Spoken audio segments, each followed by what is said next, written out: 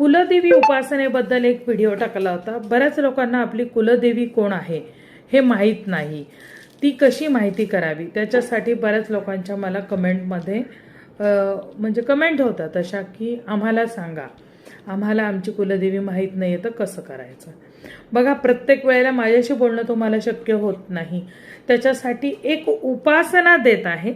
ती उपासना तुम्हाला तुमच्या घरात बसूनच तुम्ही करायची आहे। त्या उपासनेसाठी काही साहित्य लागतं, तर त्याच्यासाठी काही साहित्य आमच्याकडनं या डब्यामध्ये सगळं मावत नाही, पण मी डबा तुम्हाला मुद्दाम दाखवत आहे। तर असा हा डबा आहे आणि ह्यापेक्षाही अजून काही याच्यामध्ये साहित्य आहे जे तुम्हाला बॉक्समध्ये कुरिअर होईल तुमच्या घरी, तुमच्या पत्त्यावरती। तर त्या कुलदेवीच्या उपासनेला सायुज्य कुलदेवी उपासना असे म्हणतात। ही तुम्ही तुमच्या घरी बसून तुमच्या कुलदेवीला प्रसन्न करण्यासाठी, आता ही उपासना फक्त ज्यांना कुलदेवी माहीत नाही त्यांच्यासाठी आहे का? तर नाही, ही सगळ्यांसाठी आहे। ज्यांना आपली कुलदेवी कोण आहे ते माहीत आहे, तिची अजून कृपा तुमच्या कुटुंबावरती व्हावी म्हणून ही उपासना तुम्ही करू शकता। या उपासनेची पूर्ण PDF म्हणजे पूर्ण माहिती पुस्तिका आणि लागणारं साहित्य हे तुम्हाला आमच्याकडनं मिळेल।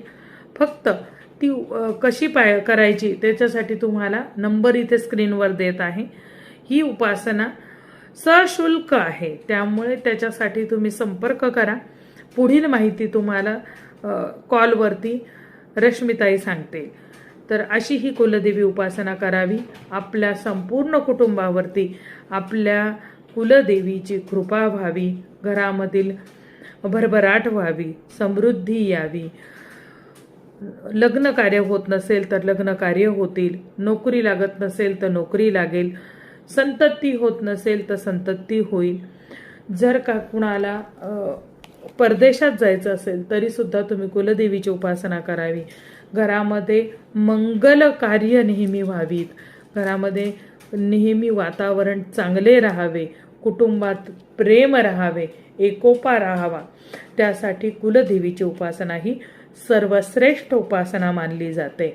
म्हणून अशी ही उपासना तुम्हीही करू शकता। त्यासाठी नंबर देत आहे, या नंबरवरती कॉन्टॅक्ट करा आणि तुमचं कुलदेवीचं किट आजच घरी मागवा। जय भवानी, जय जगदंबा।